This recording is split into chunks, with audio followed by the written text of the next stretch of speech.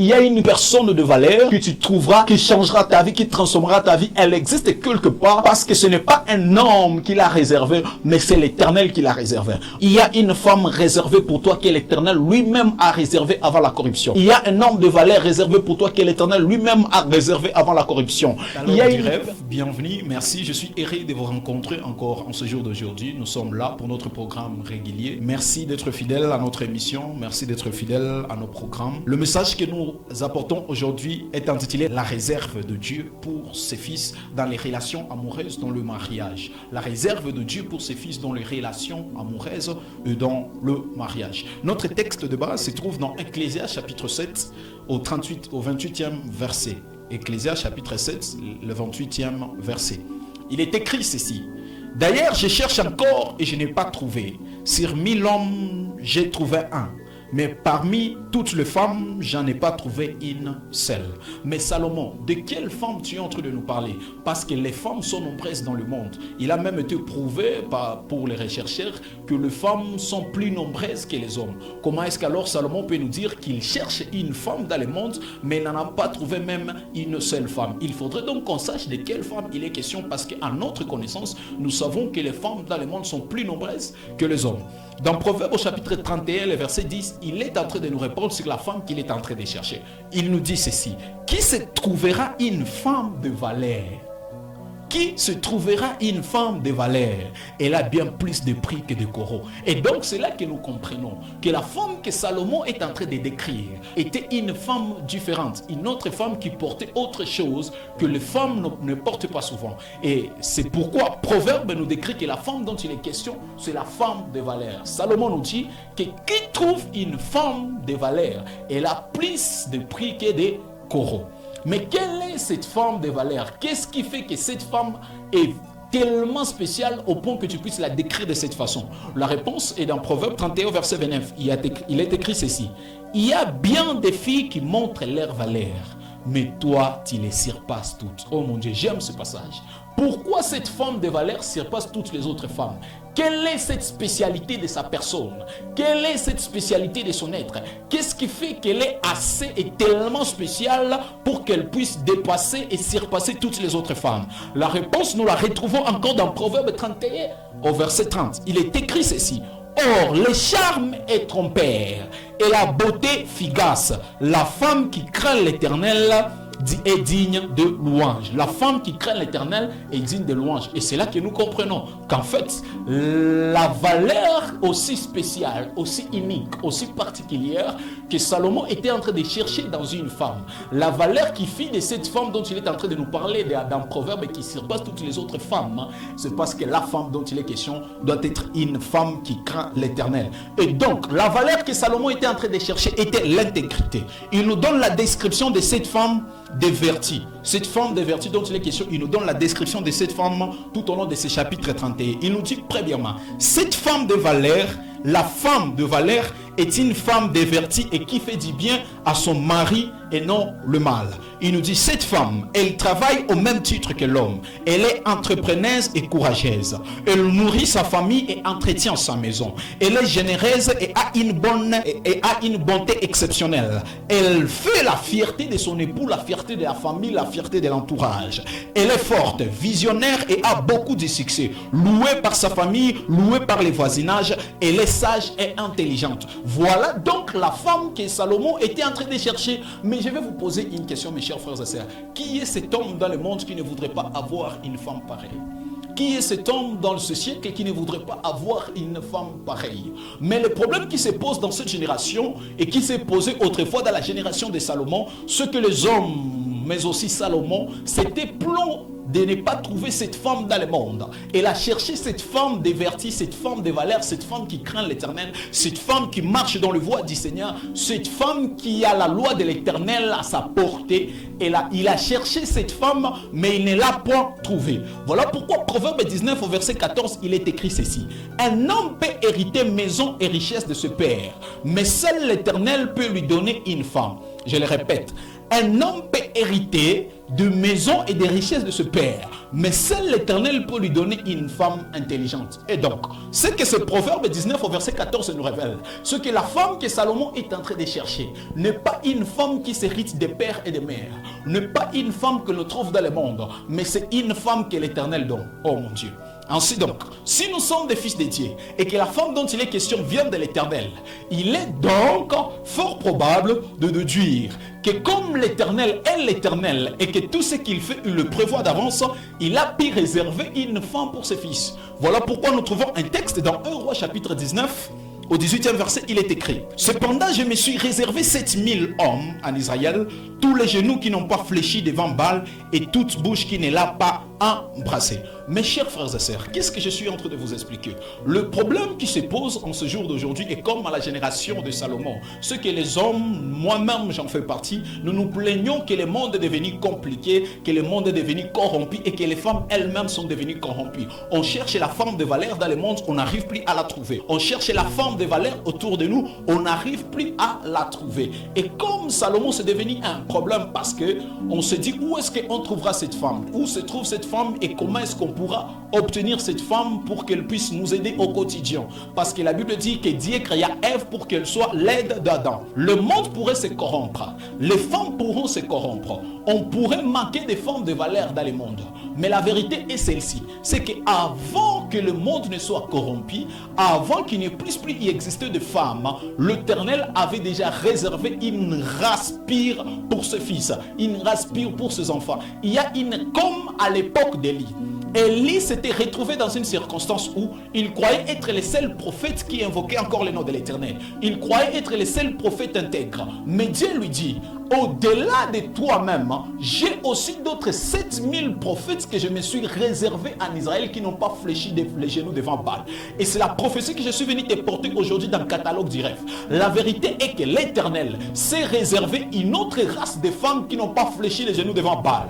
L'Éternel s'est réservé une autre race de femmes pour ses fils et ses filles. L'Éternel s'est réservé une autre race de partenaires pour ses fils et ses filles qui n'ont pas fléchi les genoux devant Baal, des hommes et des femmes qui n'ont pas été corrompus par ce monde, des hommes et des femmes de valeur, des hommes et des femmes qui craignent l'Éternel, des hommes et des femmes qui feront la fierté de la famille, des hommes et des femmes qui feront la fierté de la société, des hommes et des femmes qui feront la fierté de tout un chacun d'entre nous. Maintenant, remarquez ces choses. Premièrement, la réserve dont il est question était un nombre très considérable au-delà de l'imagination d'Élie. Ils étaient encore plus nombreux, même s'ils pouvaient s'imaginer. Il pouvait encore y avoir en Israël ceux qui invoquent le nom de l'Éternel. Jamais Élie ne pouvait s'imaginer que le nombre pouvait être autant élevé. C'est ce que je suis venu te révéler. Que même si tu te plains de ne pas trouver un homme qu'il faut, même si tu te plains de ne pas trouver une femme qu'il faut, la vérité qu'il faut comprendre, c'est que les femmes qui sont encore intègres et les femmes de valeur sont plus nombreuses au-delà de ton imagination. Les hommes de valeur sont plus nombreux au-delà de ton imagination.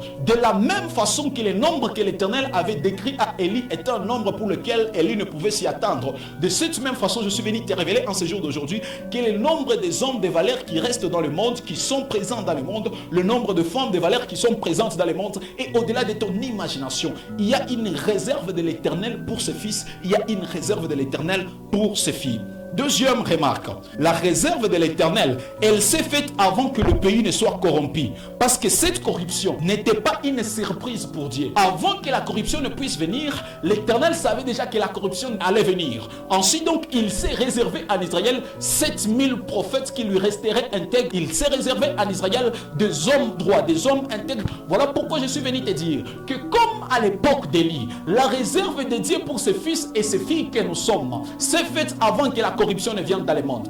Même si tu te plains que le monde est devenu corrompu, même si tu te plains qu'il n'y a plus de femmes de valeur dans le monde, qu'il n'y a plus de hommes de valeur dans le monde, la vérité est celle-ci. La réserve de l'Éternel pour la valeur s'est faite avant que la non-valeur ne puisse infiltrer le monde. Avant que la non-valeur ne puisse venir dans le monde, l'Éternel savait déjà que le monde allait être corrompu. L'Éternel savait déjà qu'il y aurait une carence des hommes de valeur et des femmes de valeur. Ainsi, il s'est réservé lui-même, avant la corruption, une race de personnes, une race d'êtres, une race d'état d'esprit de personnes porteuses de la... Maintenant, la question est celle de savoir où se trouve cette femme de valeur. Si l'Éternel s'est réservé cette femme de valeur, où est-ce qu'elle se trouve? Parce qu'il ne suffit pas de croire que cette femme de valeur existe. Il faut aussi localiser cette femme. Parce que lorsque je saurai où la trouver, je saurai comment la voir. La première localisation de cette femme de valeur, mes chers frères, c'est la même. Je suis venu vous répondre de la même façon que Dieu avait répondu à Élie.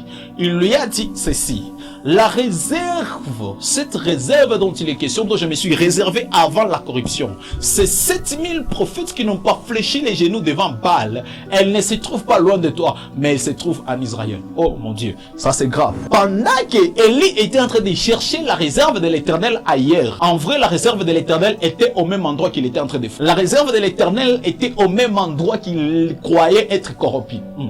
Voilà pourquoi je me permets d'affirmer cette prophétie qui dit que la réserve de l'Éternel n'est pas loin de la corruption, mais elle est cachée au milieu de la corruption. Tu pourrais prétendre et voir que le monde entier est corrompu, mais la vérité est que la race non corrompue se trouve tout simplement là au milieu de la corruption réservée par l'Éternel. Il faudrait que tu y crois pour que tu puisses aller y chercher là-bas. La réserve de l'Éternel ne se trouvait pas loin. La deuxième réponse concernant la réserve de Dieu, imaginons maintenant que c'était Adam qui demandait à Dieu de savoir où se trouve la réserve de l'Éternel pour moi. La réponse serait tellement évidente qu'il est inutile que je puisse vous la rappeler. L'Éternel devra répondre à Adam que la réserve de l'Éternel pour Adam ne se trouve pas hors de lui, mais que la réserve de l'Éternel pour Adam se trouve en lui-même. De quoi je suis en train de parler? Très souvent, les hommes et des femmes se plaignent de ne pas trouver des hommes et des femmes de valeur dans le monde. Mais la vérité est celle-ci, c'est que si tu n'es pas un homme ou une femme de valeur, tu ne mérites pas un homme ou une femme de valeur. Plaignons très souvent de ne pas trouver des femmes qui vont nous aider dans notre quotidien, des femmes qui ont un état d'esprit comme le nôtre, des femmes qui vont changer notre vie, des femmes qui vont nous soutenir dans les ministères, dans l'œuvre, dans tout ce que nous serions en train de faire, des femmes qui, comme nous, vont aussi travailler pour la famille, travailler pour la société, travailler pour le ministère, travailler pour l'église, travailler pour notre quotidien. Mais la vérité est celle-ci: si tu n'es pas un homme de valeur, tu ne mérites pas une femme de valeur. De cette même façon, si tu n'es pas une femme de valeur, tu n'as pas le droit de chercher un homme de valeur. Pourquoi? Parce que la réserve de l'Éternel pour toi-même se trouve en toi. De quoi je suis en train de parler? La Bible sera claire. Elle sera en train de dire: tous ceux qui croient en moi, des fleuves d'eau vive couleur. Ce que je suis venu te révéler, c'est que du simple fait que toi tu te trouves dans cette catégorie de personnes de valeur, ça signifie automatiquement que la réserve de l'Éternel pour toi-même est déjà faite. Pourquoi? Parce que tu as un fleuve qui fait couler des eaux. Je suis venu te dire que si tu as la valeur en toi, tu as cette capacité de la communiquer à cette personne pour laquelle l'Éternel a réservé pour toi. Très souvent, les hommes et les femmes, nous nous plaignons de ne pas trouver des hommes et des femmes de valeur qui vont nous aider. Mais la vérité est celle-ci: si tu es un homme de valeur, si tu es une femme de valeur, sache que la réserve de Dieu est en toi. Donc, si tu cherches la valeur chez la femme, ne crois pas que tu trouveras toujours une femme complète. Mais la vérité est qu'il est fort probable que ce soit cette valeur qui est en toi que l'Éternel a prévu d'investir dans cette femme. Je le redis encore. Si tu cherches un homme de valeur, si tu cherches une femme de valeur, la vérité est celle-ci: très souvent, elle ne viendra pas complète, mais très souvent, elle aura besoin de ce qui est en toi, parce que tu es toi-même la réserve de l'Éternel pour toi-même. Tu te plains de ne pas trouver une femme de valeur, tu te plains de ne pas trouver un homme de valeur, mais je te pose une question: est-ce que toi-même tu as la valeur que tu recherches chez quelqu'un d'autre? Parce que de nos jours, nous avons cette maladie dans la société qui, l'imperfection, est en train de chercher la perfection. Les personnes imparfaites voudraient que les partenaires soient parfaits. Les personnes imparfaites voudraient que les partenaires soient complets, alors que lui-même il est incomplet en lui-même. Voilà pourquoi je suis venu t'annoncer en ce jour d'aujourd'hui: les plaintes que tu dois faire ne sont pas des plaintes que tu dois faire à la face du monde, mais ce sont des plaintes que tu dois faire à toi-même. Si tu n'as pas arrivé à transformer cette femme, cette fille, cette personne en une personne de valeur, c'est que quelque part tu dois commencer à douter de ta propre valeur. Ne te plains pas que l'Éternel n'a pas réservé une personne pour toi, mais tu dois te rassurer toi-même que tu es une personne de valeur qui puisse communiquer la valeur. Parce que si tu es une personne de valeur qui puisse communiquer la valeur, il est écrit: ceux qui s'assemblent se ressemblent. Lorsque tu trouveras cette femme, tu es cette personne qui investira en elle la valeur dont il est question. Mes chers frères et sœurs, vous vous plaignez très souvent que la beauté est un manque de valeur. Très souvent, les chrétiens, nous nous plaignons que la beauté est un manque de valeur. Nous nous disons: où est-ce que nous allons trouver des femmes? Il y a plusieurs femmes belles, mais il n'y a pas de femmes de valeur. Il y a plusieurs beaux garçons, mais il n'y a pas d'hommes de valeur. Mais la vérité est celle-ci: si toi tu es déjà porteur de la valeur, tu ne dois plus chercher quelque chose ailleurs, parce que tu es la réserve de Dieu pour toi-même.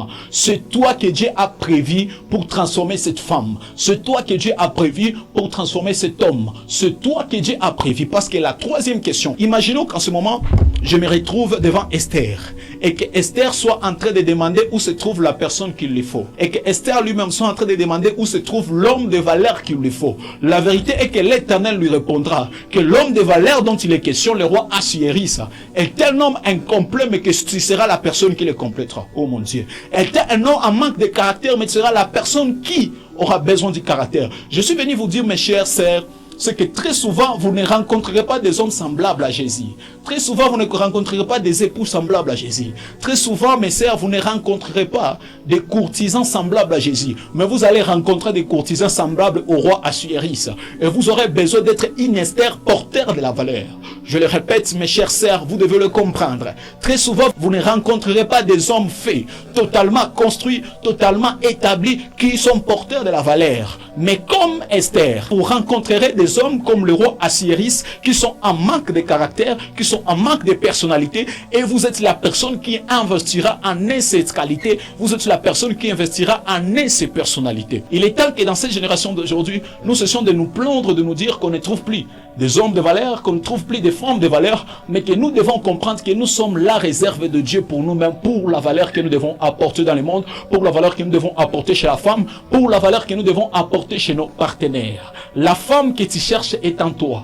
L'homme que tu cherches est en toi. Mais rassure qu'en toi-même, tu es une personne qui est digne de ta propre affection. Je vous aime de l'amour du Seigneur. J'espère que ce message vous a été utile. Pour clôturer notre message, nous étions en train de dire que la réserve de l'Éternel n'est pas hors de toi, mais que la réserve de l'Éternel est en toi. La femme que tu cherches n'est pas hors de toi, mais la femme que tu cherches est en toi. L'homme que tu cherches n'est pas hors de toi, mais l'homme que tu cherches est en toi. L'Éternel a réservé des hommes et des femmes de valeur pour ses fils et ses filles. Et ces hommes et ces femmes de valeur, très souvent, ils ne sont pas loin, mais très souvent, premièrement, ils sont en toi. Deuxièmement, ce sont des personnes qui auront besoin d'être inspirées par toi. Esther, tu ne trouveras pas des hommes faits, mais tu trouveras des hommes comme Assuérus qui croient qu'il n'a pas besoin du caractère, mais toi, tu auras besoin du caractère. Je vous aime de l'amour du Seigneur. Rendez-vous à un prochain programme. Ciao, ciao.